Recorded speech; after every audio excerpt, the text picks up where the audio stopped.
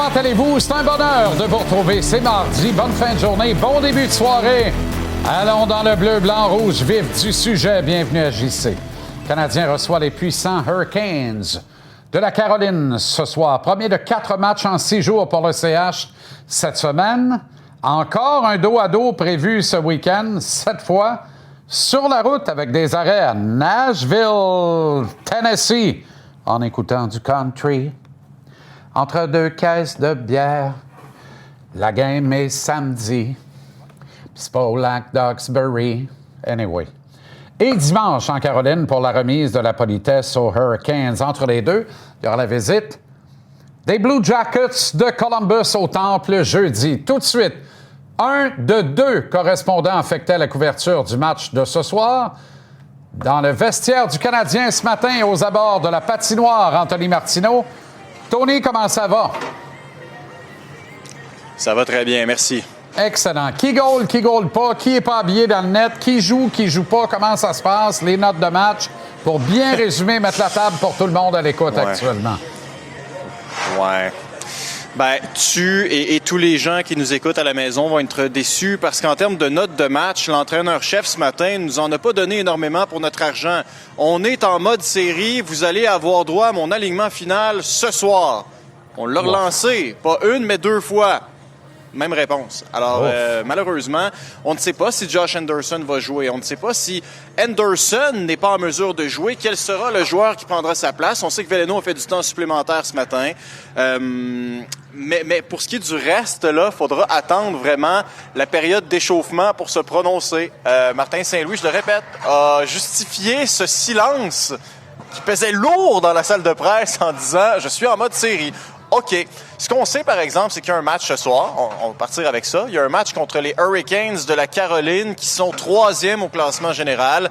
4e meilleure offensive de la Ligue nationale de hockey. Une équipe qui est très difficile à affronter historiquement et pour le Canadien et pour pas mal tout le monde. Pourquoi? Parce que c'est une équipe qui est partout sur la patinoire et une équipe à l'échec avant extrêmement soutenue. Vous avez vu ou vous allez voir prochainement le classement. Peu importe contre qui tu joues, Jean-Charles, ces temps-ci, il faut aller chercher des points.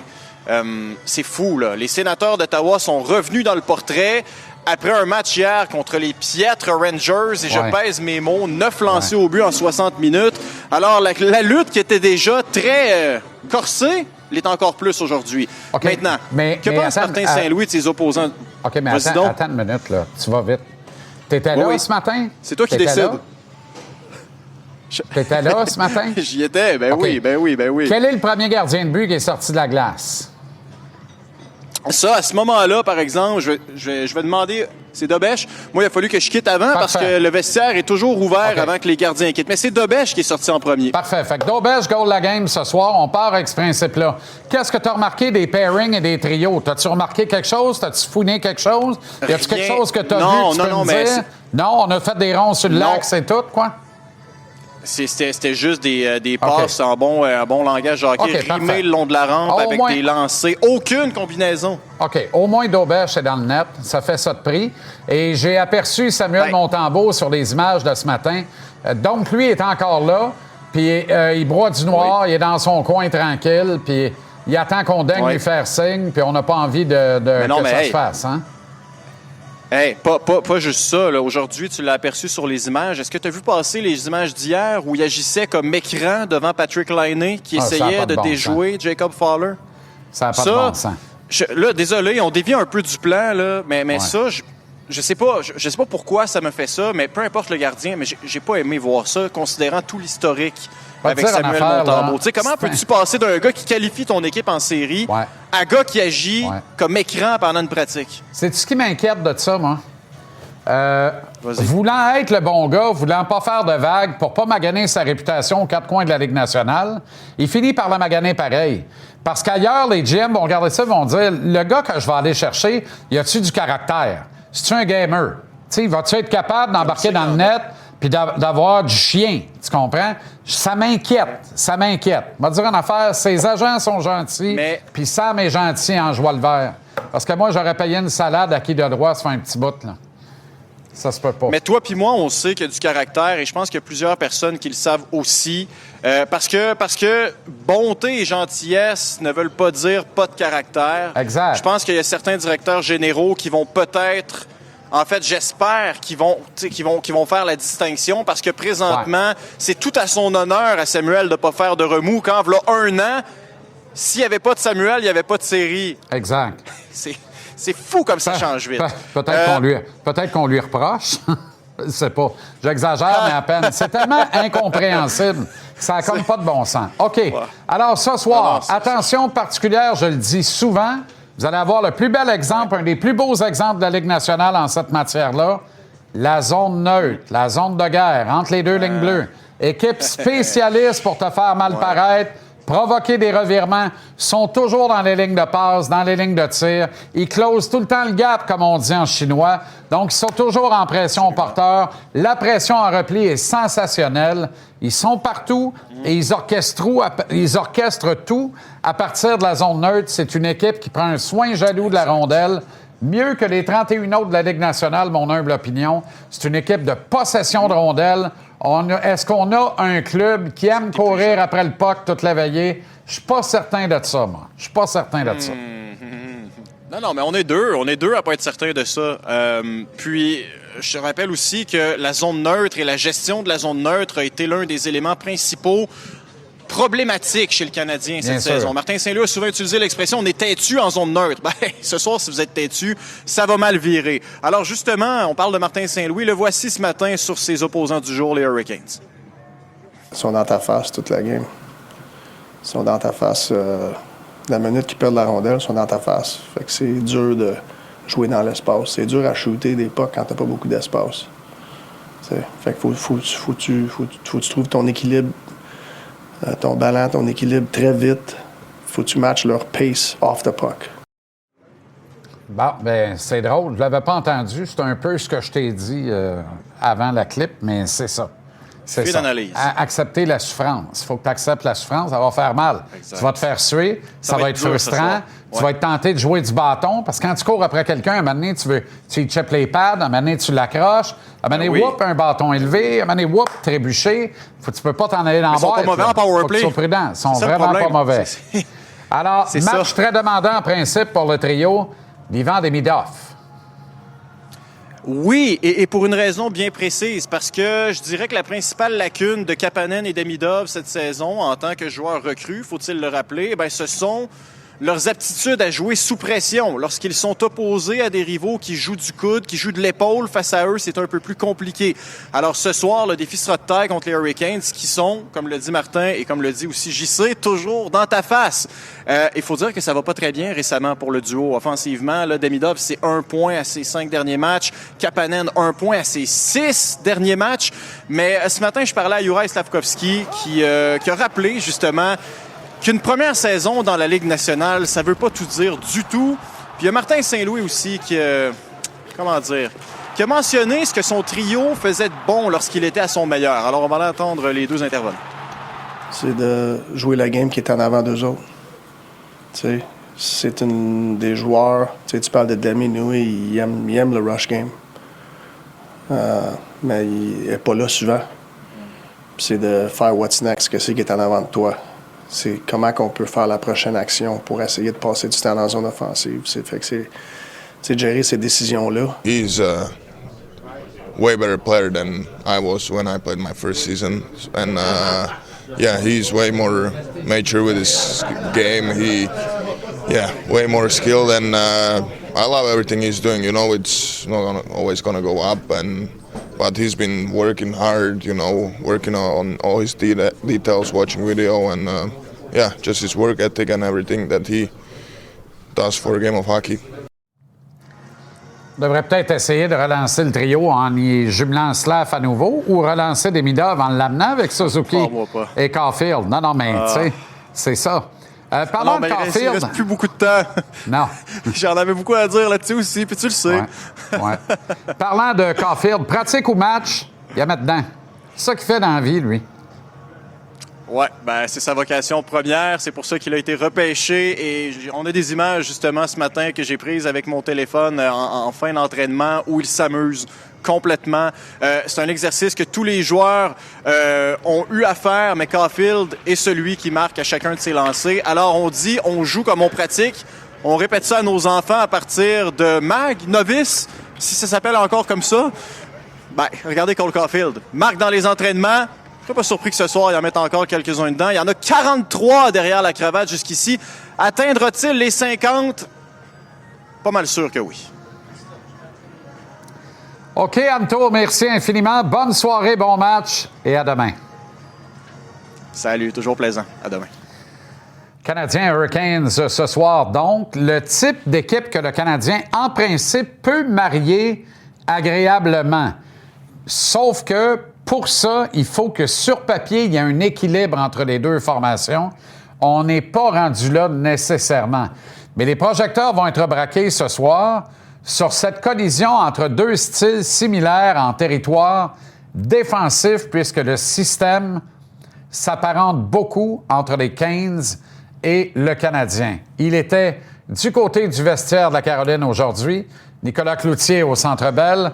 Alors, Nico, on ouvre là-dessus cette collision entre deux systèmes similaires défensivement. Absolument, Jean-Charles, parce que tu fais bien de le mentionner.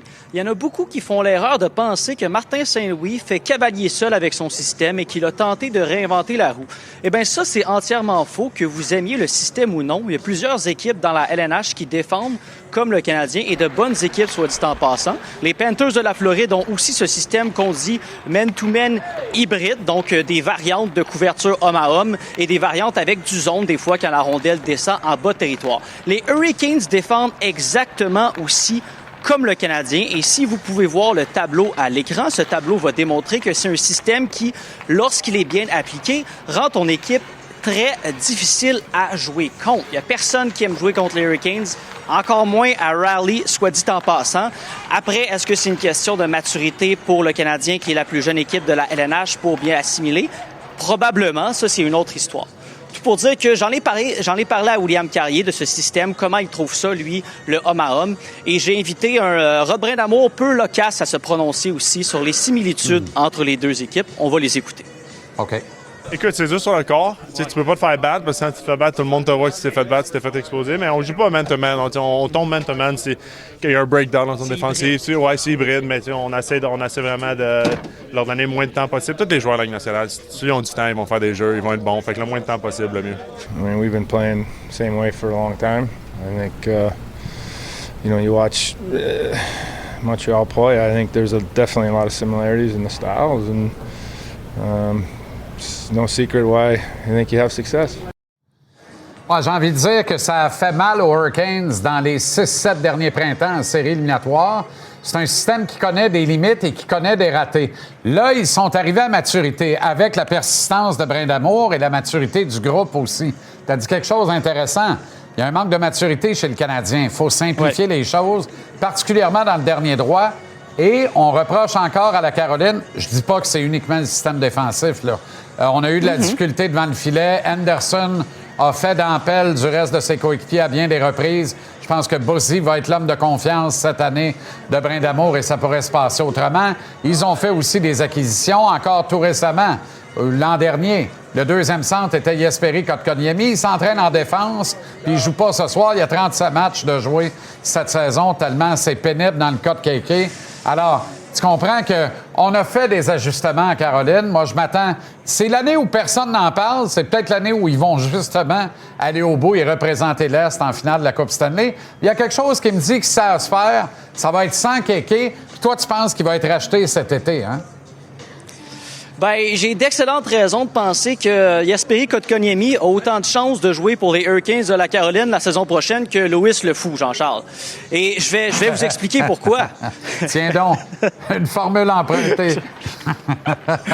J'ai volé ça à quelqu'un, là. Vous devinerez qui éventuellement sur la toile, si vous êtes observateur. Mais tout pour dire que la convention collective, elle est simple, Jean-Charles. Elle stipule que un joueur qui est racheté avant l'âge de 26 ans, ben seulement le tiers de son contrat doit être racheté. Et tiens, Jesperi Kotkaniemi, lui, il va souffler 26 bougies au mois de juillet. mais il y a une fenêtre de rachat de contrat qui s'ouvre dans la LNH 48 heures après le dernier match de la finale de la Coupe Stanley. Alors, ce sera maintenant ou jamais pour les Hurricanes pour racheter le contrat de Kotkaniemi. Bon, de toute évidence, Rod Brind'Amour a envoyé un signal clair à la direction. Il n'en veut plus. Il l'a laissé de côté 34 fois cette saison. Et sa charge salariale, elle sera de 4,8 millions si on décide de le conserver pour encore 4 ans. Alors, si vous voyez à l'écran à quel point cette charge salariale serait atténuée pour les Hurricanes de la Caroline si on décidait de racheter avant l'âge de 26 ans, donc cet été, avant le mois de juillet, le contrat de Jesperi Kotkaniemi, eh bien, c'est le jour et la nuit. Ce serait des peanuts là, dans la réalité salariale qu'on connaît actuellement. Alors, Jean-Charles, si on se regarde dans le blanc des yeux, sans même avoir des informations qui sont privilégiées, je pense qu'on peut tous en venir à la même conclusion. Il y a des chances extrêmement fortes qu'au mois de juin, un peu après la finale de la Coupe Stanley, le contrat de Jesperi Kotkaniemi sera racheté. Et Marc Bergevin va rire un peu dans sa barbe parce qu'on a tellement fait les fins finaux du côté des Hurricanes avec cette offre hostile qui finalement leur a explosé en plein visage. Ouais, en même temps, il ne peut pas trop rire longtemps parce qu'il avait la charge de son personnel de recruteur, notamment le beau Trevor Timmons en tête, l'haltérophile, qui, en choisissant Kotkaniemi au 3e rang total de l'encan, a laissé un certain Brady Tkachuk en plan sur la table. Pas possible. OK, des nouvelles de DLO qu'on aime beaucoup, qui doit prendre son mal en patience, bien qu'il soit déjà une coqueluche en Caroline et l'un des coéquipiers les plus respectés dans ce vestiaire-là. Bien justement, plus tôt, Jean-Charles, tu as parlé des insuccès des Hurricanes en séries éliminatoires. J'ai envie de te dire, les Hurricanes doivent s'inspirer justement des Panthers de la Floride s'ils veulent surmonter ces insuccès. Et Nicolas Deslauriers participerait à ça. Nicolas Deslauriers amène quelque chose qui manque, un ingrédient manquant aux Hurricanes en série. Les Flyers lui ont fait une fleur en l'échangeant, soit dit en passant, aux Hurricanes parce qu'on voulait lui donner une chance en série avec une équipe qui est compétitive. Le seul problème, c'est que jusqu'ici, il y a tellement de profondeur à Raleigh qu'il a joué seulement un seul match, Nicolas Deslauriers, mais c'est pas lui qui va s'en plaindre. Regardez à quel point il a une attitude irréprochable. On va l'écouter. Que si tu regardes de l'échange, je veux pas venir ici et enlever un jeune. Je pense que l'équipe va bien. Je mérite-tu de jouer? Eux autres, ils méritent plus de jouer que moi. Ils ont gagné, je pense, les 3 derniers games. Fait que, je pense que c'est la mentalité que j'amène. J'arrive à une situation dans ma carrière que moi, être prête, mais que ça arrive. Puis je laisse ça dérouler. Puis mais que mon nom c'est appelé, je vais être prête. Parce que je n'ai assez dans la tank encore. J'ai qu'à 35, je m'en viens d'un des plus vieux de la Ligue, mais non, je pense que c'est ça. Je pense que je suis capable d'en jouer un autre ou deux. C'est parfait, lui.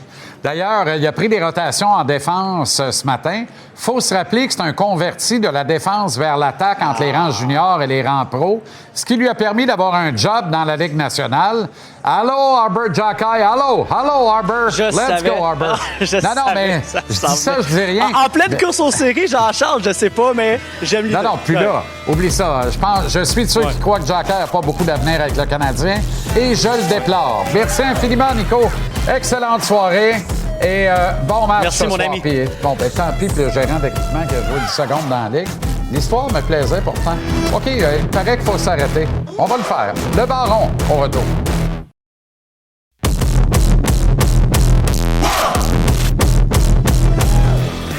Voici le Baron, Alain Chantelois. Maintenant, comment ça va, le Baron? Quand je te vois, chef, je vois mieux. Sincèrement, là. Sauf que j'écoute tes intervenants, puis ils sont jeunes, puis ils ont du contenu. Puis tu mènes ça d'une main de maître. Sauf que je regardais le classement encore une fois hier, encore une fois aujourd'hui, puis je me dis que ça va prendre 103 points. 103 points. Ça prend 17 points sur 26. Il reste 13 matchs. Tu peux faire 1 ou 2 faux pas. C'est drôle, hein? Tu sais, on regarde ça, là.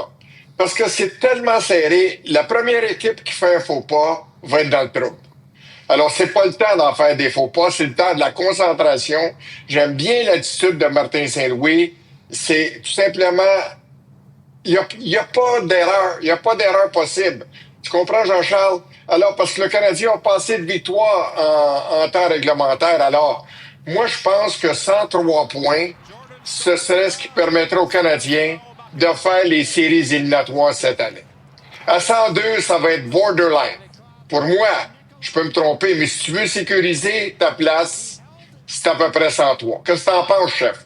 Bien, je suis pas mal d'accord avec toi dans le cas du Canadien. J'ai l'impression que la dernière équipe repêchée risque d'entrer avec moins de 100 points en série éliminatoire, mais elle risque d'être à 98-99 points pareil. Elle va être border 100 points, ce qui est exceptionnel. Quand tu regardes le classement, là, c'est un pain d'épices, Alain, c'est un pain d'épices. Tout le monde bat tout le monde un soir donné. Le pire club de l'Est et de loin, les Rangers ont quand même 65 points. Ils ne sont qu'à 6 points des Panthers et des Leafs, à 7 points des Devils. Et le meilleur club en a 96. Fait que, tu sais, il n'y a personne c'est différent de l'Ouest. Et là, il ne reste que des matchs où à peu près à l'intérieur de la conférence d'ici la fin. Fait que les points vont se distribuer de même. Les sénateurs sont encore là. Je parlais avec le cousin de Claude Julien aujourd'hui. Cette équipe-là, sincèrement, fait flèche de tout bois. Mais sauf que les autres, là, je m'en sers. Moi, c'est le Canadien. Sauf que les Calvars de sénateurs ont 4 réguliers blessés à défense. Là. Donc, Jake Sanderson et maintenant Thomas Chabot. Thomas Chabot. Mais Thomas Chabot, lui, c'est rare qu'il joue une saison complète. Faut que tu t'attendes à ça un petit peu, mais je souhaitais pas de malchance aux sénateurs. J'étais avec le cousin de Claude Julien aujourd'hui, puis j'espère que les sénateurs vont faire les séries, mais je gagerai pas là-dessus. Puis j'ai dit ça va prendre au-dessus de 100 points. Ça va prendre au-dessus de 100 points et jouer du gros hockey. Mais moi, les autres équipes, Jean-Charles, là, je m'en fous. OK? Peut-être que j'ai un petit attachement pour les sénateurs pour Patrick. Le reste, je m'en fous. Là, on commence à séparer les hommes des enfants. Tu comprends-tu? La semaine dernière, c'est important. Puis cette semaine, ça l'est encore plus. Parce que je parlais avec Lucien Deblois tantôt. Puis il dit, Alain, des matchs prenables, là, ça n'existe plus à la fin de la saison. Il n'y en a plus. Dire que c'est des matchs peut-être prenables, il ne faut pas t'y prendre à la légère parce que, moi, te dire une chose, tu peux être vraiment déçu de ta performance face à des équipes qui sont déjà éliminées. Il n'y a plus de match prenable. Caulfield et Suzuki sont membres de l'élite de la Ligue nationale. Moi, je suis de ceux qui pensent qu'ils le sont assez pour charrier le trio tout seul. Est-ce qu'on ne met pas nos œufs dans le même panier en mettant Slav avec eux? Je comprends sur la première vague d'avantages numériques. Ça a tellement bien été, Slav, c'est un deuxième trio. Ce soir, contre les 15, là, je reformerais Slavkovski, Kapanen et Demidov. Puis je dirais à Suzuki, Caulfield, vous êtes assez bons, débrouillez-vous. Mais vous donnez Bolduc ou New Hook, au Titoine de la palette, puis vous allez m'amaudire dedans pareil. Vas-tu m'arrêter ça, toi? Est-ce qu'on parle de trio? On parle pas de duo, on parle d'un trio. Ça fait 10 ans qu'on parle rien que de duo. Là, on recommence à parler de trio. Là, on peut-tu parler de trio parce que le hockey, c'est des trios. Là, chez moi, duo, c'est un paire de défenseurs, un duo de défenseurs, c'est un trio à l'attaque. C'est pas compliqué, c'est that's-it. Moi, je ne rien. Eux autres, les trois ensemble, sont capables de charrier l'équipe. T'as tout ce qu'il faut. L'intelligence d'un Suzuki. Et le leadership d'un Suzuki, les mains d'un Caulfield et le gabarit et l'émergence, chef, de Juraj Slavkovski. T'as raison. Je suis pas d'accord avec toi, mais je te respecte, chef. Ils sont écœurants. Mais quand t'es mis ensemble, t'as plus rien après. As-tu vu aller Demidov puis Kapanen? Fait 6 games, ils n'ont pas de but, 2 passes en 11 matchs combinés. Pas de bon sens. Hey, salut le baron. Je t'appelle demain s'ils font quelque chose, chef. Parfait. Tu vas perdre les cheveux qui restent. Marinaro retour. Il y aura Danny Dubé tantôt. Également, Renaud Lavoie.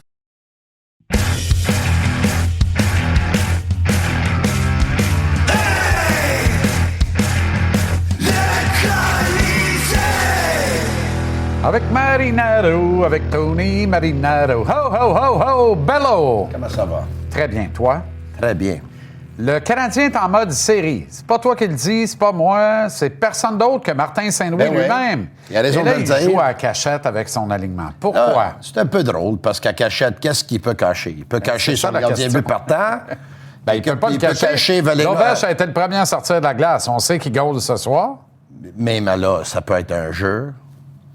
Un jeu à 13 matchs de la fin de la saison contre les Hurricanes de la Caroline. Eric Engels, un matin, il a dit que la routine de gardien but partant, c'était avec Fowler qu'ils l'ont faite.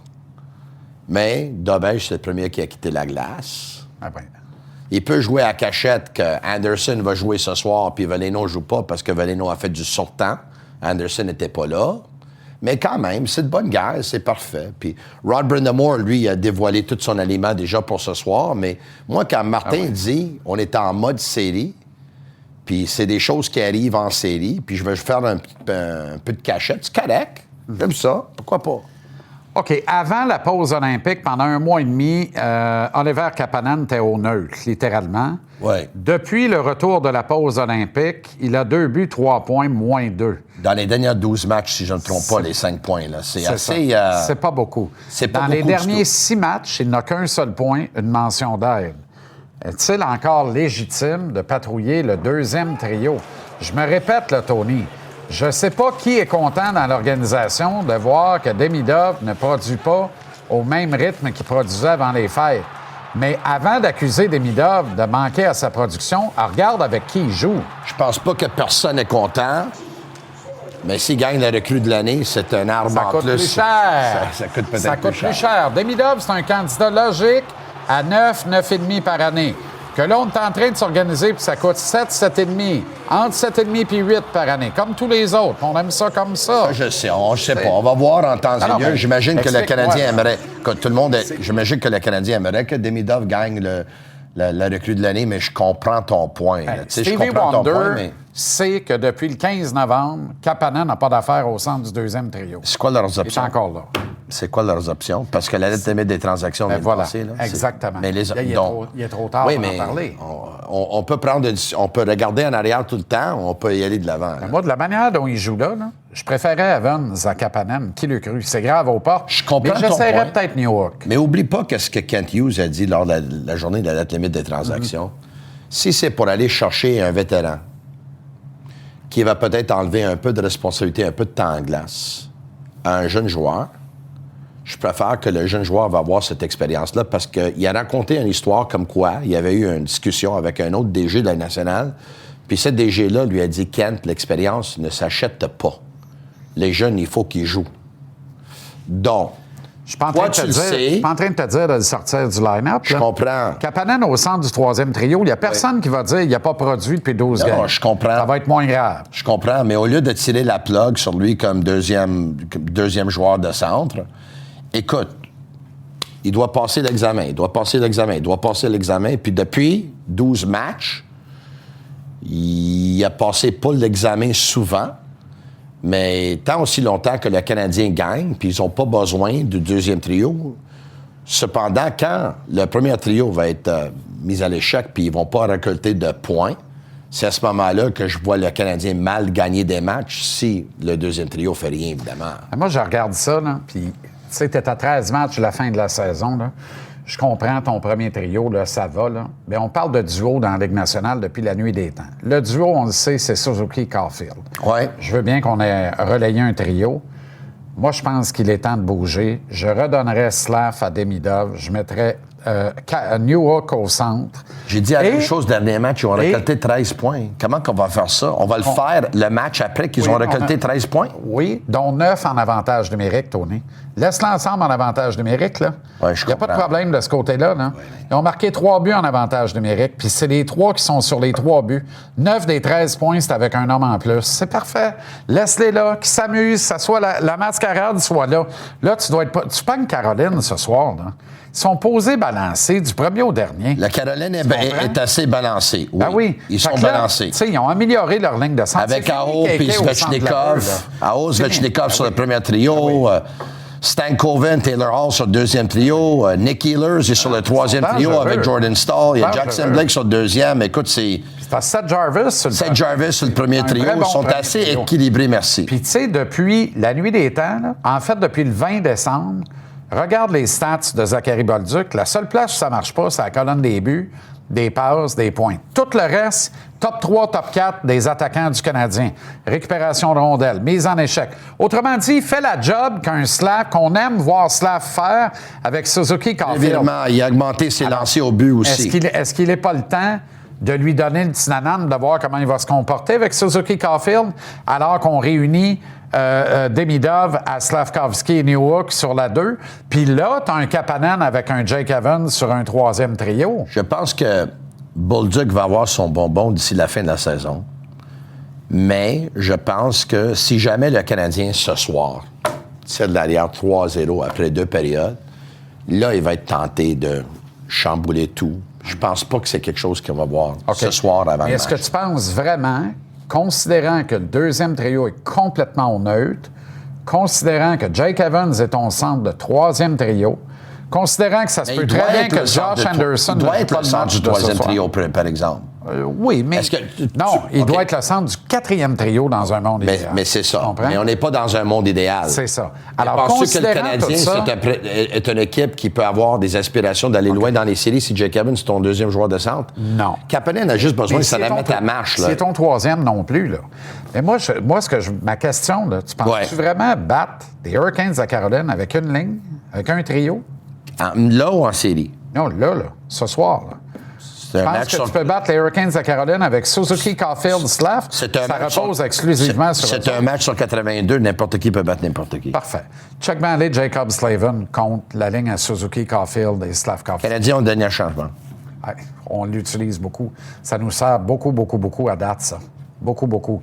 T'es pas de bonne humeur, toi. Parle-moi pas là-dessus. Non, ça joue sur les activités d'une équipe, ça joue sur la glace. De la Ligue nationale, ça se joue sur la glace. Je veux que ça marche bien ce soir. Moi aussi. Puis Martin nous réserve des surprises. Surprends-nous. Moi, qu'est-ce que je pense que ce soir, ça va être un match difficile pour différentes raisons. La semaine passée, les Canadiens ont joué 3 matchs avec beaucoup d'émotions. Boston, Détroit, Islanders, match de conférence, comme ce soir. Dans le cas de Boston-Détroit, match de division, match de 4 points. Ce soir n'est pas vraiment un match de 4 points, même si le match est très important, même pour si nous. Le classement pour pour nous, le c'en Canadien... est un, pour eux, non. Eux autres, ils ont un beau coussin, il n'y a pas de problème. Oui, mais ils veulent terminer premier, ils veulent l'avantage de la glace en finale d'association. Donc, j'ai peur que le Canadien... L'émotion qu'ils avaient dans la dernière semaine, il y a un vide à soir. Ça, c'est mon seul inquiétude. Je suis assez d'accord avec Parce que, tu sais, les gros joueurs ont donné des grosses performances dans la dernière semaine. On va voir. Et le vide correspond à une équipe qui, pour moi, est une des meilleures de la Ligue nationale dans la zone de guerre en territoire neutre. Pression au porteur, pression en repli, toujours dans les lignes de passe. Échec avant à 2 Toujours dans les lignes de tir. Très agressif à 2 hommes. Ils sont dans ta face tout le temps. Le Canadien n'aime pas ça. Ouais. Ils sont les artistes de toute la Ligue nationale pour la possession de rondelles. Donc, tu es appelé à courir après le puck toute la veillée. Qu'est-ce que le Canadien fait? Plus jeune équipe, deuxième plus jeune équipe maintenant de la Ligue. Quand le Canadien court après le puck, là, il finit dans la boîte. Puis si t'en vas dans la boîte contre la Caroline, ils vont te faire payer là. Tu comprends? Parce qu'eux, ils risquent de jouer la petite game méthodique, disciplinée. Tu sais, et Nicolas Cloutier disait tantôt, il pratique le même système que le Canadien. Brind'Amour n'a pas trop voulu élaborer là-dessus. La vérité, c'est qu'eux autres sont capables de le jouer. Ils ont plus d'expérience pour le jouer. Nous, on est jeunes encore, on est en apprentissage. Ils donnent le feu vert à leurs défenseurs. Ils attaquent souvent avec 4 hommes. Qui, si le Canadien est discipliné, puis ils gagent bien le risque, puis ils prennent des bonnes décisions, ils peuvent avoir des contre-attaques. Ils sont vulnérables, la Caroline. Ils sont battables, là. Moins que par les années passées, je te le dis, moi. Beaucoup plus profond, meilleur dans le net. D'ailleurs, je pense pas qu'Anderson va gauler en série. Il va falloir que ça aille mal. D'après moi, c'est Boussi. Oui, mais Boussi en arrache depuis 10 matchs. Oui, mais entre Boussi qui en arrache depuis 10 matchs, puis tout ce qu'il leur a donné avant, puis Anderson qui choke tout le temps quand c'est pas le temps. Il était très bon avant, oui. Exact. Non, c'est une équipe assez bien équilibrée. Je dirais moi, je pense que c'est leur année. On n'en parle pas. C'est l'année où personne n'en parle. Check les bains passés. Ils ont Nick Healer sur un 3e trio. Là. Ils n'ont pas beaucoup de physicalité. Svechnikov, il n'est pas facile à déplacer. Mais c'est une équipe qui patine. Quand il fait écran. C'est une équipe qui patine. Peux-tu imaginer Fowler essayer de gauler en avant, derrière Jordan Staal, puis faire des arrêts avec Jordan Staal qui lui bloque la vue? Ben oui, mais... On va le mesurer dimanche. Ben, j'espère que les Canadiens n'auraient pas peur de Jordan Staal, là. Non. Je dis pas qu'ils ont peur. Mais c'est un club qui fait écran, qui fait des screens continuellement, qui dévie des lancers. Ils sont durs à jouer contre. Les Canadiens sont durs à jouer contre aussi, mon chum. Il y a beaucoup de talent. Quand on a la rondelle... La rondelle, elle bouge vite. Quand on a la rondelle, on est très dur à jouer contre. T'as-tu remarqué, depuis 2 ans, quand on joue Caroline, on l'a moins souvent. Oui, je comprends. Comme on l'a pas, on s'essouffle à courir après. J'aimerais ce soir que Caden Goulet ait la même identité que samedi. Et ça passe par Sébastien Aho, qui est un des gars de la Ligue nationale qui aime le moins se faire frapper. Est-ce qu'on peut le frapper à l'entrée du territoire? Est-ce qu'on peut lui passer un message rapidement et le frapper solidement? Pas courir après. Mais il y a un problème. Quoi? Quand Aho va être sur la glace, il ne sera pas sur la glace, Caden Goulet. Goulet, c'est un troisième paire de défenseur. Là. Il va juste voir Sébastien Aho quand il va tuer des punitions, Goulet. Moi, ce soir, Goulet jouerait top 4 pour s'occuper d'Aho rapidement. Sinon... Tu mettrais top 4 ce soir? Struble est là. Tabaslac. Oui, mais Struble ou Goulet, est-ce qu'il n'est pas tellement fort depuis 4 matchs sur le troisième duo? Pourquoi je casserais quelque chose qui fonctionne? Il a été particulièrement bon samedi. Oui, avec Carrier. Particulièrement bon. 16 minutes et demie, 1 but, 2 passes, 3 points, plus 3. Ouais. 2 mises en échec, mais moi, je n'ai compté 8. Mais non, il y en avait plus que ça. Là. Si je ne me trompe pas, il y en avait 4 ou 5. Oui. Il y en a une percutante à Anthony Duclair. Oui, il y en a 4 ou 5. Puis il y avait 4 ou 5 lancés aussi. Là. C'était peut-être son meilleur match de la saison. Probablement son meilleur dans l'uniforme du Canadien, il était très, mon avis. Il était très bon. On a vu vraiment le gars qu'on disait, peut-être le nouveau Weber. On en a vu un petit bout, tu comprends?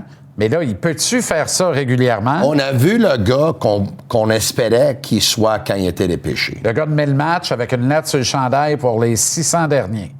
Puis pour moi, c'est pas une surprise qu'il jouait contre des troisièmes lignes. Il était sur un troisième paire. Il jouait moins de 17 minutes par match. Ça veut pas dire qu'il peut pas être un gars qui va jouer 22 dans le futur. Je pense qu'il y a le potentiel de faire. Mais pour maintenant, pour l'instant, une étape à la fois. Prédiction, je vois un match de 3-2 et je vais dire la Caroline ce soir. Ah bon? Ouais. Et c'est moi qui est négatif? Mais c'est pas parce que je dis qu'ils vont perdre d'un match serré, je pense, que je suis négatif. J'étais juste une prédiction, là. Ciao, Bello. Ciao. Ce que j'aime dans ta prédiction, c'est que ça veut dire d'Aubèche jeudi et tout. On va voir. Antoine Roussel, Alexandre Daigle, au retour.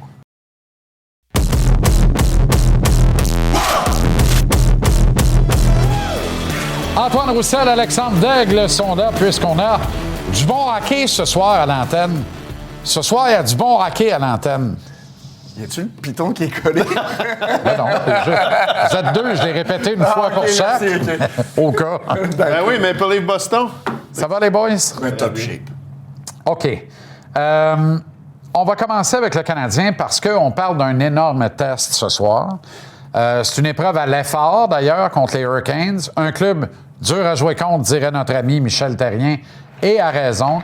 Des artistes de la possession de la rondelle et le meilleur club de la Ligue nationale, tant qu'à moi, dans la zone de guerre entre les deux lignes bleues. Fait que bonne chance aux jeunes CH qui a tendance à vouloir l'avoir un peu plus easy-going. Il va falloir que tu cours après la puck toute la veillée, comme le hamster court après lui-même dans la roue. Et le jeune Canadien n'aime pas vraiment ça. Il pourrait finir dans la boîte et te faire battre à court d'un homme. Ça fait beaucoup de choses. Je vous écoute. Ben pour ma part, moi, Jean-Charles, je trouve que c'est le genre d'affrontement que tu veux voir à ce temps-ci de l'année. Pourquoi? Parce que ta patience, ça va être aiguisée ce soir. C'est la première équipe qui va faire des erreurs, qui va en commettre, qui va se faire marquer une coupe de but, puis probablement que le match va se jouer à la première erreur. Tu parlais des punitions. C'est clair que le Canadien va devoir se tenir loin des punitions. C'est une équipe qui en écope énormément et qui a la fâcheuse habitude de se tirer dans le pied. Donc, Canadien, ce soir, là, ça va jouer contre leur ADN un petit peu. Et ça, en soi, j'aime ça parce que faut être prêt pour ce qui s'en vient. Les séries, ça te sort de ta zone de confort et il faut que tu affrontes des équipes de premier plan. Moi, JC, je vais être super positif, comme tu me connais. Let's go! La seule équipe des 8 là, qui essaie de faire les séries, eux autres sont pas là-dedans. Donc, Caroline sont super confortables. Donc, est-ce qu'ils vont amener une performance de play-off? Je suis pas sûr. Parce que les 2-3 derniers matchs, ils gagnent, mais ils ont de la misère. Donc, ils jouent pas exactement avec le couteau dans les dents. T'as raison. T'as raison, la nature humaine est escadée. Yes. Mais fie-toi sur Brin d'Amour pour lui rappeler que... Ça, c'est sûr. On n'a jamais passé go récolter 300 à jour de paye. Là. On n'a pas atteint la finale de la Coupe cette année. On n'est pas allé avec cette équipe-là, avec ce groupe de leaders-là. C'est l'année où plus personne ne les attend. C'est l'année où ils peuvent le faire parce que c'est l'année Mulligan des Panthères de la Floride. C'est l'année où ils ont de la profondeur puis ils ont pu kéker au centre de la 2. Tout devient possible. Et pour ça, ils ont besoin de clincher l'association pour avoir l'avantage de la glace dans une éventuelle finale de l'Est. Alors, puis ça, c'est pas gagné quand tu regardes Buffalo. Et même le Lightning n'a que 2 matchs en main, c'est les Sabres, puis 1 sur les Hurricanes. Fait qu'ils ont un enjeu pareil, mais tu as raison. Ils n'ont pas le même enjeu. Ils n'ont pas les 2 mains sur le poil comme les Bruins, les Islanders, les Red Wings, puis le Canadien. Non, mais leur style de jeu ne changera pas, par exemple. Ça va être, t'arrives à la ligne bleue ou à la ligne rouge, tu mets ça dans le fond, puis les gars vont se faire frapper. Les 4 lignes frappes. On n'aime pas ça. Bon, on n'a eu pas ça. Il n'y a pas personne qui a pas se faire Moi, j'ai frapper. jamais entendu un joueur de la Ligue nationale dire hey, frappe-moi, j'aime vraiment ça, là. C'est vraiment le fun. C'est rare. Non, mais OK, parfait. Bon, non, mais t'as raison. Mettons qu'on arrête de niaiser, là.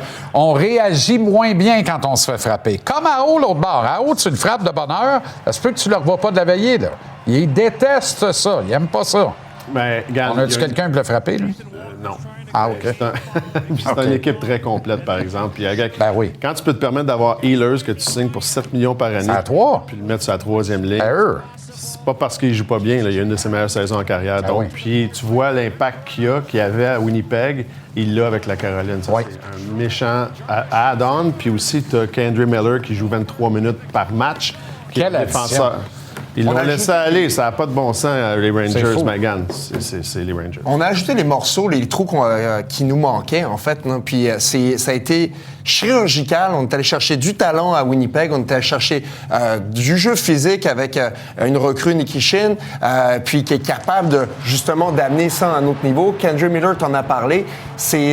On a remplacé Burns par Miller, un défenseur plus mobile, un peu plus agressif, dans la fleur de l'âge. On a fait des bonnes décisions, c'est clair. Mais Et on a c'est la qualité. survécu à un désastre potentiel épouvantable dans le dossier Rantanen de Calvas. Là.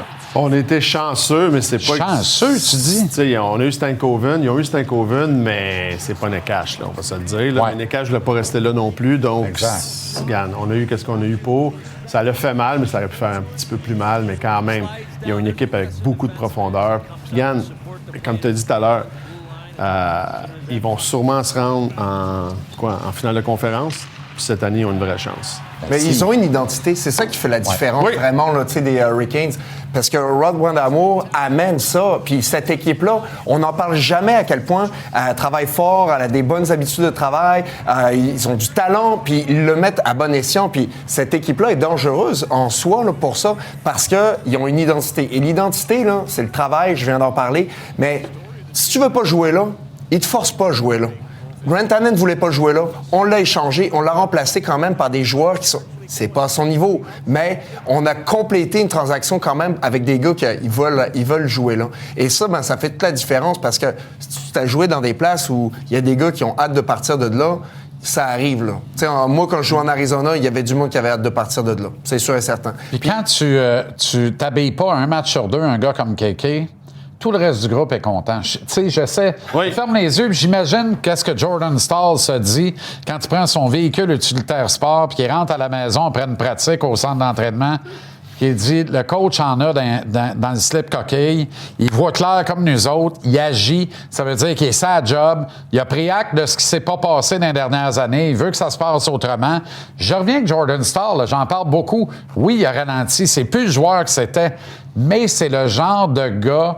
un clutch, un joueur clé dans une équation comme celle des Hurricanes pour le gros tournoi qui s'en vient. On dit qu'il a ralenti, mais il y a encore 15-16 buts, c'est encore cette année. Il fait quand même une production offensive juste à la 3e ligne. Dobesch n'aura pas de fun de le voir Sparkan avant de lui ce soir. Ah, pas en tout. Puis n'importe quelle équipe qui a une 2e ligne qui a de l'allure, ça va être très difficile. Non, mais c'est tout ce qui t'amène qui n'est pas quantifiable. Là. Le leadership dans la chambre, les années d'expérience. C'est pas quantifiable sur la feuille de statistiques, mais quand un gars comme ça est dans la chambre, se lève, parle, envoie quelques mots-clés pour que, justement, on soit réveillé, ça réveille tout le monde. Là. La défaite durement encaissée, ce qui fait que ça te donne encore plus faim d'une victoire. Et lui, il a connu la victoire. Il a joué dans de grandes équipes, dans de grandes organisations. Il veut compléter le travail, finir la mission Caroline. Tabaslac, t'es en train de méprendre des Hurricanes. Je les déteste. Non, mais c'est là que tu te rends compte que c'est important de faire les séries chaque année. Tu sais, puis là, on parlait du Canadien tantôt. Là. Les Hurricanes, ça fait 10 ans probablement qu'ils font les séries. 8 ans du moins avec Rod Brind'Amour qui font les séries chaque année. Puis on pense qu'ils vont passer à la prochaine étape. Mais c'est dur. Là. C'est pas parce que toi, tu décides que c'est ton année que ça va l'être. Faut que tu te donnes des chances. Même si ça va moins bien depuis quelques matchs, moi, je pense que Bussy va être dans le net en série. Puis c'est un game changer par rapport à Anderson, qui a l'habitude de scraper tous les projets. On dirait quand les playoffs arrivent, Anderson veut s'en aller chez eux. On est plus payé, m'en va. Non, mais il y a le championnat mondial. Ah oui, c'est bien. Mais pour finir sur KK... Ah oui, donc. personne ne devrait être triste non plus parce qu'il a eu sa chance à maintes reprises. Puis personne ne peut blâmer Brindamour. Il l'a eu dans toutes les situations. Brindamour, tout essayé avec. Tout essayé avec. Je vais te dire une affaire. Si Bolduc avait eu le tiers des chances de quelqu'un ici à Montréal, ça prêterait à signer 8 par année. Est-ce que le Mammoth de l'Utah a le meilleur scénario de série de toute la Ligue nationale? Si rien ne change, pourrait pogner le champion de la Pacifique, qui est extraordinaire. C'est le meilleur. La pire division de la Ligue. Puis, c'est un des bons jeunes clubs. Ça fait 5 ans en ligne qui accorde moins de buts. C'est toujours les mêmes joueurs. Ça te dit quoi? C'est qu'André Tourigny a commencé son programme Marche. Les gars, ils comprennent comment jouer défensivement. Puis, ils ont fait des bonnes acquisitions aussi. Marino, un des leaders de la Ligue, à plus 39. Personne ne le voulait dans la Ligue.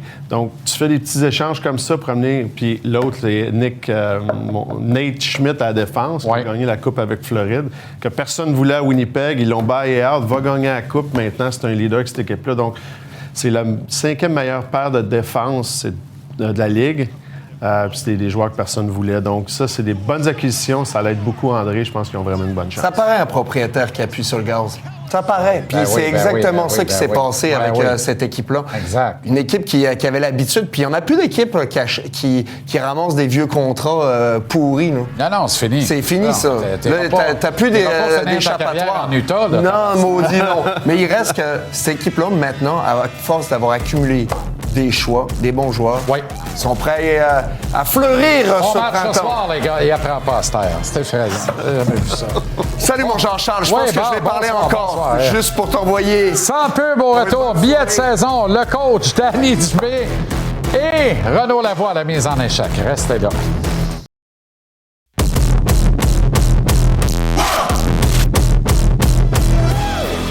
Il ne reste que 13 matchs à la saison régulière du Canadien. Montréal va disputer 8 des 13 rencontres face à des adversaires qui ont un enjeu directement lié aux prochaines séries de fin de saison. 9 si on ajoute le match contre les Flyers de Philadelphie, mais ça risque plus d'être le cas rendu là. Les Flyers, pour l'instant, ne désespèrent pas et travaillent tous les soirs comme si les séries les attendaient au détour. Jacob Dobeš va se mesurer à la grosse machine des Hurricanes ce soir. Pas confirmé, mais si c'est pas ça, je comprends plus rien. C'est une excellente décision le cas échéant. À mon avis, Dobeš devrait obtenir 10 des 13 départs d'ici la fin du calendrier régulier. Parce que de toute évidence, Martin Saint-Louis ne veut plus de Samuel Montembeault en uniforme lors des matchs. Pas juste dans le net, il n'en veut même pas sur le banc. C'est dommage, mais c'est le choix des dirigeants de l'équipe. Et ils trouveront certainement un endroit où Monty pourra se relancer, loin du feu nourri des tirs groupés des réseaux sociaux de Montréal. On retiendra certainement en cœur que Sam a été l'artisan de son propre malheur. Vrai qu'il a sa part de responsabilité, mais quand on regarde le dossier dans son ensemble, c'est une mauvaise comédie et une gestion hasardeuse depuis le tournoi de golf de septembre dernier à Laval-sur-le-Lac. Peu importe, à moins d'une réelle catastrophe, on ne reverra plus Sam devant le filet du CH. Alors comment départager le travail entre Dobeš et Fowler? Aussi simplement que d'établir le numéro 1 et de lui donner le filet le plus souvent possible au cours des 3 prochaines semaines. On n'est pas à une curieuse décision près, mais moi je pense, sans trop peur de me tromper, que Dobeš mérite la pole devant la cage montréalaise. Au cours des 3 prochains week-ends, le Canadien va disputer des dos à dos. Les 3 départs de Fowler devraient être à ces occasions, laissant à Dobeš les 10 autres rencontres d'ici la fin. Montréal va se rendre à l'étranger pour 7 duels d'ici le 14 avril. Dobeš joue mieux à domicile, mais en série, tu te dois de performer à la maison comme sur la route. Lors des 3 dos à dos, je donnerai un match sur la route à Dobeš, qui jouerait ainsi 4 fois à domicile et 6 fois à l'étranger d'ici la fin du calendrier régulier. Évidemment que ça n'arrivera pas. Le Canadien a sa propre philosophie, son propre agenda est conséquent du grand plan des hauts dirigeants. Je ne possède aucune information privilégiée en ce sens. Mais soyez même pas surpris de voir une tergiversation sur le choix du gardien lors d'éventuels matchs en série éliminatoire. Et il ne faudra pas tomber à la renverse non plus si le choix du coach s'arrête sur Jacob Fowler. C'est lui le favori sur le tableau aimanté gardé secret dans les bureaux fermés en haute instance. Il y a de ces décisions d'organisation au cours d'une saison qu'on a du mal à nous expliquer. Et c'est normal. Partisans, observateurs, on a l'habitude de ne voir que l'arbre. Le travail de Gorton Hughes, c'est de voir la forêt et de la prendre en compte à l'heure des choix. Lorsque le Canadien arrivera à maturité, les architectes voient qui devant le filet, à votre avis? Dobeš ou Fowler? Alors, les décisions d'aujourd'hui sont conséquentes de ce que nous constaterons impuissants demain. N'oubliez pas que les malheurs de Montembeault augmentent la valeur de Jakub Dobeš. Sera-t-il celui par qui passera notamment une transaction structurante au repêchage de juin? Rien d'impossible. Est-ce que Sam sera réhabilité en cours d'été et ramené pour la dernière année de son contrat à titre d'adjoint de l'enfant chéri Fowler? Encore une fois, rien d'impossible. Les joueurs qu'une équipe a sous contrat peuvent quelquefois être des cailloux dans le soulier. Pensez à Patrick Laine, le plus bel exemple sous nos yeux. Mais de façon générale, ce sont des actifs qui permettent d'établir une kyrielle de scénarios dans le but de mener à bon port le projet de championnat. Le calme et la patience du tandem Gorton Hughes, ainsi que leur surdité totale quant au bruit extérieur, sont des atouts extraordinaires dans la marmite montréalaise, n'en doutez pas. Au moins, partisans et observateurs les rejoignent sur un grand objectif commun. La Coupe Stanley, oui, mais quand?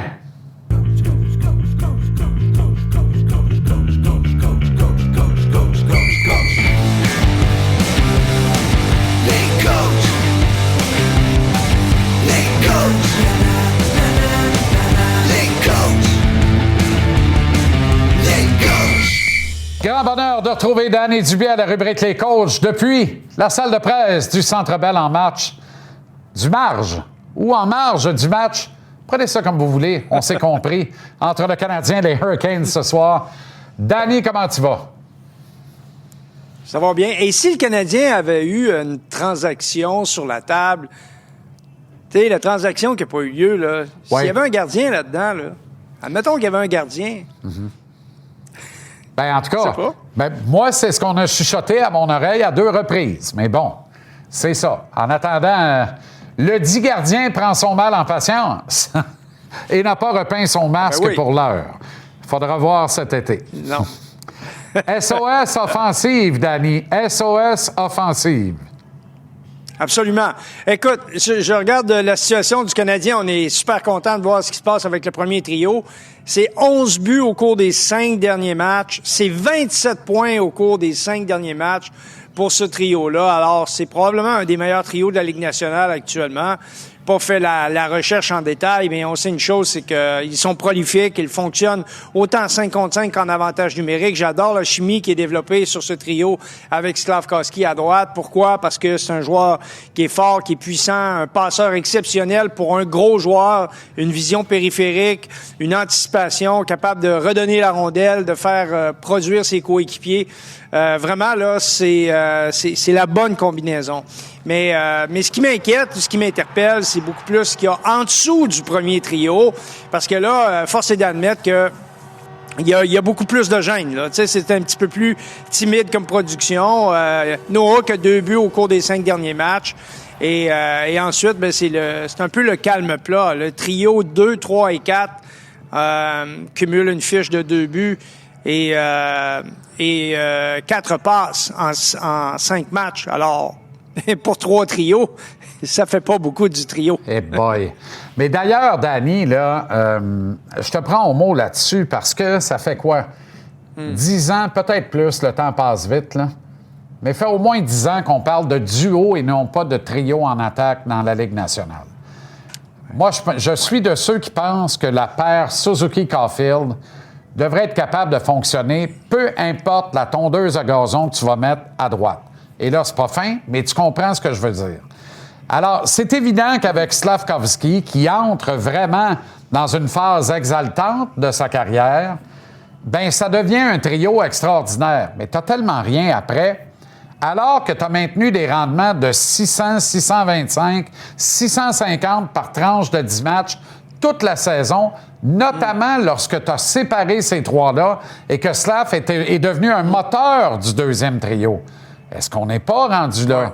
Tu sais, j'en parlais avec Tony tantôt, mais je me disais, puis là, tu vas dire, OK, mais attends un peu. Moi, là, Zachary Bolduc, il a fait exactement tout ce qu'on lui a demandé, puis il a réussi à bien le faire. Les statistiques le démontrent. La seule affaire qu'il ne fait pas, c'est produire. Ça se peut-tu qu'il peut continuer de tout bien faire ça et en plus produire si on lui redonne une opportunité avec Suzuki Caulfield, le cas échéant, ramener Slavkovski avec Demidov, peut-être muter Newhook au centre et amener Kapanen sur un troisième trio. Je dis ça, je dis rien, Danny, là. Ça fait beaucoup de changements, j'en conviens. Mais à un moment donné, tu n'iras pas nulle part avec un trio. On est d'accord, là? Oui. Ce soir, là, je suis d'accord à 100 avec toi. Ce soir, ton premier trio, là, ben, tu as Jacob Slavin l'autre bord. Je comprends que tu as le dernier changement, là, pour ce que ça veut dire maintenant. Tu as Slavin l'autre bord. Ils vont, ils vont t'étouffer. Tu vas avoir bien de la misère à trouver de l'air puis trouver une façon de sortir gagnant de ça. Tu vas te reposer sur ton avantage numérique qui t'a donné 4 buts dans les 2 derniers matchs, 3 samedi soir. Écoute, Jean-Charles, il y a 2-3 affaires là-dedans. Là. La première chose, tu joues contre une des meilleures équipes de Non, c'est correct. J'adore. Il y a 2-3 affaires importantes. La première, c'est que tu joues contre une des meilleures équipes de la Ligue nationale. Ils ont 45 victoires jusqu'à maintenant. C'est pas un hasard. Ils ont de la profondeur. Une profondeur que le Canadien n'a pas et n'aura pas cette année. Fait arrêtons de penser qu'on peut rivaliser en se bâtissant 4 trios en déplaçant 2-3 joueurs. Ça n'arrivera pas. Bon. Ça n'arrivera pas. Pourquoi? Parce qu'on a 2 joueurs de centre défensif. OK? Donc, en partant, là, puis on a un deuxième joueur de centre qui est un kid. Dans la réalité d'aujourd'hui, c'est un jeune joueur. Donc là, le problème qu'on vit sur le deuxième trio, c'est Newhook. C'est l'instabilité du jeu de Newhook. Donc, est-ce que on déplace Slavkovski pour peut-être créer un autre problème, ralentir notre premier trio alors que notre production offensive et mi-figue, mi-raisin, je comprends, on a 16 buts dans 5 matchs, mais on en a 7 un soir donné. Là. Ça fait qu'à un moment donné, il faut se garder une petite gêne. Moi, je regarde la situation en me disant, le deuxième trio, pourquoi pas faire des expériences? Un petit traitement à choc à Newhook, si c'est nécessaire. J'ai trouvé qu'il a joué en faisant des compromis certains soirs donnés. J'aime bien la possibilité de voir un gars comme Texier ou encore un gars comme Bolduc avoir une chance sur un deuxième trio. Pourquoi? Parce que c'est ce qu'on recherche. Demidov, il va la transporter à rondelle. Il va faire les jeux en zone adverse. Il est fantastique lorsqu'il entre avec la rondelle en zone offensive. Donc, il faut trouver une manière d'avoir des gars qui vont chercher ces rondelles-là, qui alimentent les deux autres. Alors, est-ce que Bolduc peut faire ça? Oui. Est-ce que Texier peut faire ça? Absolument. Texier est peut-être un peu meilleur que Zachary pour la redistribution de rondelles lorsqu'il est en territoire adverse. Donc, j'aurai un petit penchant en ma première tentative vers Texier. Écoute, rendu là, ça devient une question de philosophie, une question de perception aussi, parce que l'entraîneur, on les regarde jouer, on a des perceptions par rapport à certains gars. Il y en a on est plus à l'aise avec leur gestion de rondelles que d'autres. Alors ça appartient à l'entraîneur de prendre des décisions finales. Mais moi, je te dis, il y a une règle d'or dans le hockey. Quand tu as quelque chose qui marche, tu y touches pas. Arrange-toi pour régler le reste avec ce que tu as comme outil, mais dérange pas ce qui marche. Parce que ce qui t'attend dans le tournant, c'est d'avoir plus de problèmes puis moins de solutions. Parfait. Je te relance dans ce cas-là. Ça marche-tu vraiment? Ils ont 27 points dans les 5 derniers matchs. 16 des 27 points sont obtenus en avantage numérique. Tout le monde fait grand état samedi soir. Ils ont 13 points à 3. C'est impressionnant. Ça fait à 1, ça fait à manchette. C'est excitant au possible. 9 des 13 points sont obtenus avec un homme en plus. Fait que, heureusement, l'avantage numérique semble décoller. On le sentait venir, là, depuis 5 matchs, là, avec Demidov et Hudson. Ça tourne, mon ami. Je pogne le tournis. C'est hyper excitant. Ça, ce bout-là est réglé. Mais à 5 contre 5, ils sont si dominants que ça? Oui. Si tu regardes avec les autres joueurs que tu as sous la main. Oui, avec les autres. Mais j'aime ton langage. Tu commences à parler mon langage. Tu parles du 5 contre 5. J'aime ça. Bien, c'est toi qui m'as enseigné que c'est là que tu gagnes ou que tu perds des games. Tabaslac. Fait que je regarde tout le temps ça. Là, attends un peu. Oui, 27 points dans les 5 derniers matchs. 16 à 5 contre 4. Donc, seulement 11 à égalité numérique. Et on dit, certains ont superflué que c'était un des 5 meilleurs trios de la Ligue nationale. Je veux bien, là. Je veux bien. Mais quelquefois, tabarouette que les lunettes sont roses ici en la métropole. Puis c'est correct. C'est parfait. Ouais. On est partisans, puis on aime notre équipe. Mais moi, je suis inquiet. Tu comprends? Ce soir, là, les Hurricanes, là, La vraie valeur de ton premier trio, je veux l'avoir ce soir, moi. Parce qu'il va falloir que tu travailles. Tu vas passer à veiller à courir après la rondelle parce qu'ils en prennent un soin jaloux. Ils se la mettent dans les poches puis ils patinent avec puis l'arbitre dit rien. C'est ça qu'ils font. Tu comprends? C'est ça qu'ils font, les Hurricanes. Fait que tu vas passer à veiller à courir après. Tabaslac, bonne chance. Oui. Fait que là, tu vas-tu finir dans la boîte parce que t'es tanné de courir après, fait que tu vas jouer du bâton, tu vas aller dans la boîte, ils vont scorer en avantage numérique. Toute cette roue-là, là, du cauchemar, là. Bas pointage contre une équipe contre les Hurricanes. Pourquoi? Parce que le Canadien a moins de ressources. Deuxième chose, l'échec avant. C'est une équipe qui aime contrôler la rondelle. C'est pas une équipe très physique. Alors, il faut que le Canadien obtienne de son trio, particulièrement de ses trios 3 et 4, beaucoup d'échecs avant, beaucoup d'engagement comme on a eu dans les derniers matchs. Présence courte.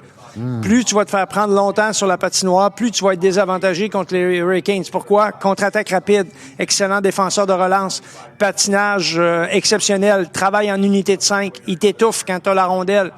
Donc, ça va vraiment être important de jouer. Ces facettes-là vont devenir extrêmement importantes. Mais fondamentalement, si tu veux que ton trio 3 et 4 te donne le hockey que tu dois avoir, il faut absolument que tu prennes l'avance ou que tu joues dans un match où il n'y a pas beaucoup d'espace, il n'y a pas beaucoup d'opportunités et c'est un jeu de patience. Si le Canadien est en mesure de faire ça, ils vont rivaliser avec les Hurricanes. Ça, j'en suis convaincu. Très intéressant. Calendrier hyper exigeant, Danny. Et on a les meilleurs dans l'Est lors des 10 derniers matchs. Écoute, je te montre les résultats de ma petite recherche. Les joueurs, les équipes les plus dominantes dans l'Est, le Canadien va se frotter 7 fois dans ses 13 derniers matchs à des équipes qui jouent pour plus de 650. Imagine, plus de 650, tu vas avoir le Canadien va jouer 7 de ses 13 derniers matchs. La bonne nouvelle, c'est que je pense, moi, que... Je sais pas, je te pose la question. Combien tu penses que ça va prendre de points pour rentrer, là, pour te classer, être sûr d'une place? Bien, pour être sûr d'une place, vise le 100.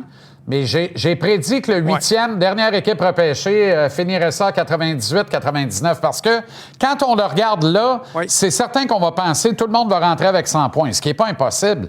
Mais là, en même temps, on commence de plus en plus à s'entrebouffer entre nous à l'intérieur de l'association. C'est fini aller ramasser des points qui traînent dans l'Ouest. Fait que ça finit par s'équilibrer, puis ça finit par faire en sorte que le dernier pourrait rentrer avec 98, mais probablement pas en bas de 98, je pense pas. Non, tu as tout à fait raison. Aujourd'hui, là, il y a eu une époque où on disait, si tu joues pour 500, t'es correct. Ben oui. Tu joues pour 500, t'es correct, tu vas aller jouer au golf de bonne heure. À 500, t'es même plus dans la course. Faut que tu joues pour 600. 600, c'est le minimum. Incroyable. 6 points sur 10. Au moment où tu joues en bas de 6, tu joues avec le feu. Alors, Canadien, à ce point-ci, à 86 points, il leur manque 14 points. S'ils jouent pour 500 d'ici la fin de l'année, grosso modo, ils vont avoir 100 points. À 100 points, ils rentrent, mais ils rentrent peut-être pas par la grande porte. Peut-être qu'ils rentrent par la porte patio. Exact. Ben, tant qu'ils rentrent pas par la petite fenêtre de la cave sur le côté, là, parce que on pourrait rester coincé dedans. Ça, c'était nous autres quand on était plus jeunes. Je parle pour moi. Ben oui, exactement. On a eu la même image. T'as parlé de cette séquence de 7 matchs-là. Ça veut pas dire que les 6 autres sont simples, hein? Non. Écoute, tu joues 2 fois Tampa Bay. Moi, je trouve que Tampa Bay sont sous le radar. Personne ne parle d'eux autres parce qu'il y a eu des séquences de défaites, tout ça.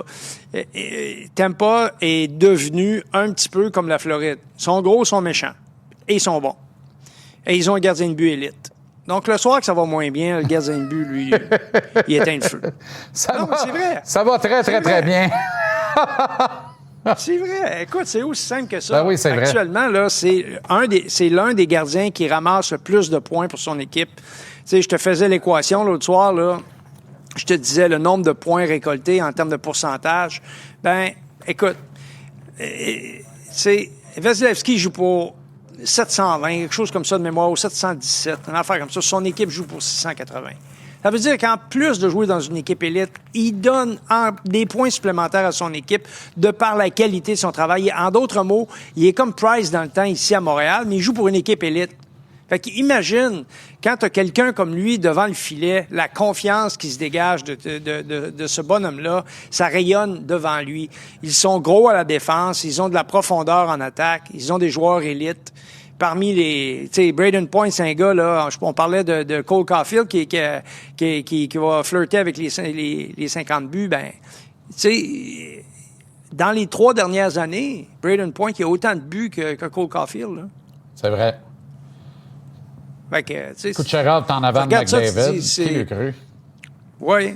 Oui. Non, écoute, donc, la Floride a envoyé un message. Dans l'Est, ça joue, en bon québécois, ça joue cochon. OK? Ça joue dur. Alors, et la Floride a gagné 2 Coupes Stanley comme ça.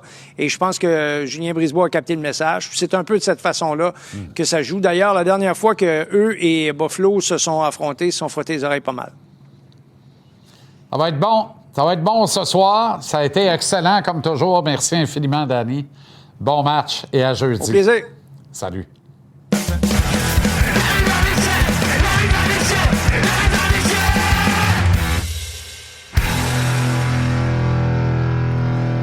C'est le moment de la mise en échec avec Renaud Lavoie. Renaud, comment ça va?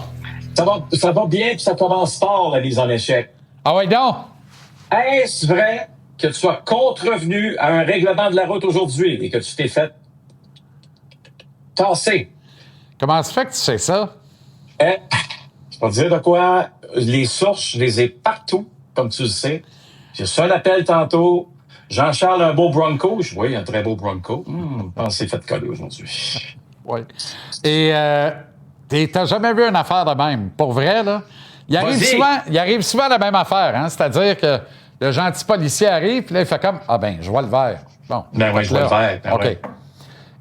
Et j'ai accepté mon sort avec beaucoup de flegme, tu peux t'en douter. Puis je pense qu'il m'a trouvé bien gentil puis bien poli. Oui, t'es très gentil. Il dit, j'étais un peu obligé de te le donner. Je dis, hey, j'avais fait l'injection, donne-moi-les. Je t'ai pas demandé de break. Il dit, non, mais il dit, tu sais, parce qu'il y a beaucoup de plaintes de citoyens, mais je dis, moi qui passe puis qui vire à gauche, ce coin de rue-là, depuis exactement 6 ans, comment ça te fait, là, je peux plus? Il dit, à cause des Crétaka, de travaux de Crétaka, puis là, il part. OK. Fait que c'est temporaire qu'on peut plus tourner à gauche, là. Il dit oui. Puis il dit, pour ça que ça me met un peu mal à l'aise, mais il dit, en même temps, fait 7 mois que tu n'as plus le droit. Ben, va te dire une affaire. J'aurais dû avoir 22 tickets. La première fois, donc, j'en ai finalement, tu as sauvé de l'argent. Tu as sauvé de l'argent. Pas sauvé de l'argent, mais l'a donné. Ben oui, mais je veux dire, si tu aurais dû avoir 22 tickets, tu en as seulement eu un. T'es dans le positif, pas dans le négatif. 187 douleurs canadiennes ayant cours légal. Des pilotes. Ouais, je sais que pour toi, surtout pour toi. C'est un tee pour tenir ta balle de golf. Mais pour moi, 187 piastres en cette période d'incertitude, Renaud, tabarouette. M'a me mettre à broyer. Ça y est, je broye. Alors, c'est intéressant parce que Martin a joué au chat et à la souris avec les journalistes aujourd'hui. A dit, je suis en mode série éliminatoire, mais toi, t'as vu clair. Ben, je veux dire, oui, t'es en mode série, mais je veux dire, un entraînement matinal, ça sert aussi à regarder qu'est-ce que l'entraîneur fait. Puis l'entraîneur, lui, va parler à plusieurs joueurs durant l'entraînement matinal. Le premier qu'il a croisé sur sa route, c'est évidemment Joe Veleno. Puis là, bien, il est en train d'annoncer à Joe que malheureusement, Josh Anderson va revenir dans le match de ce soir. Puis malheureusement, tu sais, Joe va devoir passer son tour. J'espère juste une chose, là, parce que je sais que Joe, c'est un professionnel, pas de problème de ce côté-là, mais ça reste que les 2 matchs qu'il a disputés après 1 mois et demi d'inactivité, Joe sort la tête haute. Oh oui, il était très bon. Je suis d'accord. Très bon. Puis tu te comportes en professionnel, tu es un professionnel. Ce n'est pas une situation facile, mais dites-vous une chose, moi j'adorerais le revoir avec les Canadiens la saison prochaine. Si c'est pas le cas, il y a 31 autres formations qui le regardent, qui ont regardé ces 2 matchs, qui disent tabarouette, sais-tu quoi? Pour un gars qui n'a pas joué pendant 6 semaines, fait toute une job. C'est ça qui est le plus important présentement pour lui. T'as raison. Martin a aussi parlé à Philippe Danault, Renaud. Oui, ça c'est intéressant parce que je veux vous montrer la séquence dans le match de samedi soir. On se retrouve en désavantage numérique, Jean-Charles. Ok, les Islanders vont s'installer. Philippe va monter ici et malheureusement pour lui, va se faire prendre parce qu'il a tenté de bloquer le lancer. Au lieu peut-être de laisser passer le lancer pour permettre à Jacob Fowler de voir la rondelle un peu plus. Ce matin à l'entraînement, justement pendant quelques minutes, Martin Saint-Louis a eu une conversation avec Philippe Danault. C'est que les concepts du désavantage numérique diffèrent d'une équipe à l'autre, hein? Comme tu le sais, là. Alors, est-ce que Philippe aurait dû être un peu plus bas dans cette séquence-là, surveiller le joueur qui était beaucoup plus proche du filet qu'être en haut? Tu sais, la couverture à 4 contre 5, là, c'est ça qui est plate, c'est que du moment qu'il y a un joueur qui n'est pas à sa place, tu essaies de compenser, OK?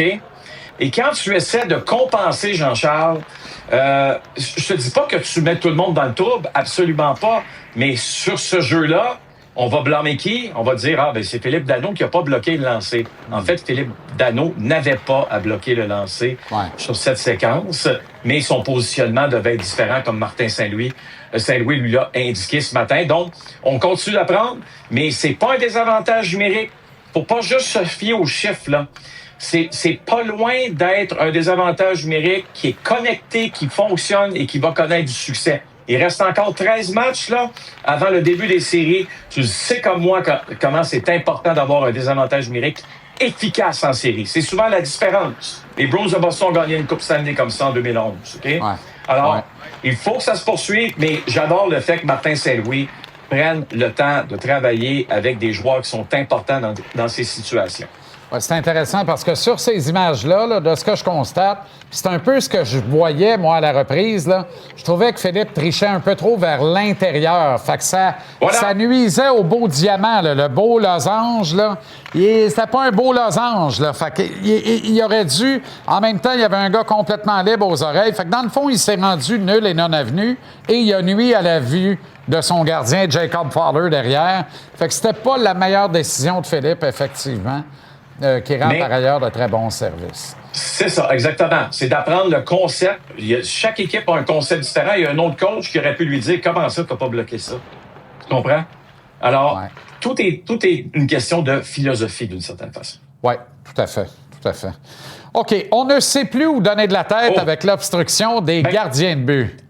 Que toi et moi, ou les gens qui nous regardent, ça ne change pas grand-chose. On ne prend aucune décision. Mais je peux te garantir, par contre, que dans la Ligue nationale, en fin de semaine, il y a des directeurs généraux, là, la boucane leur sortait par les oreilles, et ce ne sont pas les directeurs généraux impliqués dans les 2 buts qu'on va vous montrer. Eux autres, c'est garanti. OK, on s'en va à Pittsburgh samedi après-midi, Jean-Charles. Écoute bien, là. Barron, là. Oui, c'est pas possible. C'est un jeu de quilles. On donne le but, Jean-Charles. C'est pas possible. Comment ça se peut?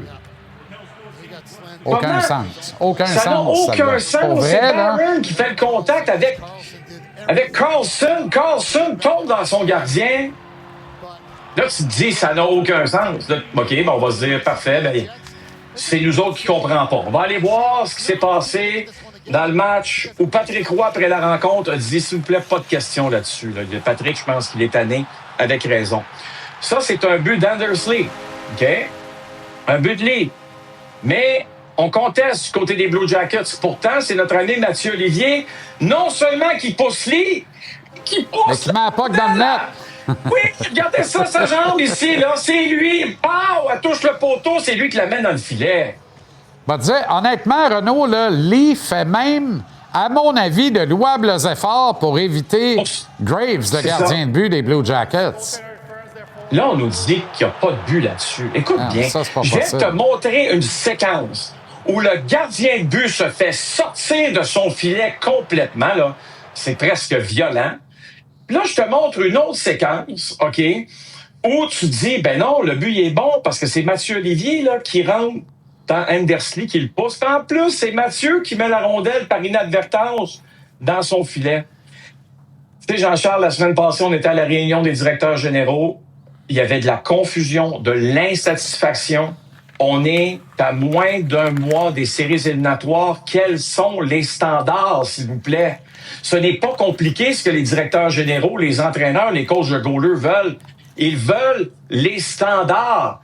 Ça, Jean-Charles, là, ce qu'on vient de te montrer là, ça ne peut pas être les standards. Mais non.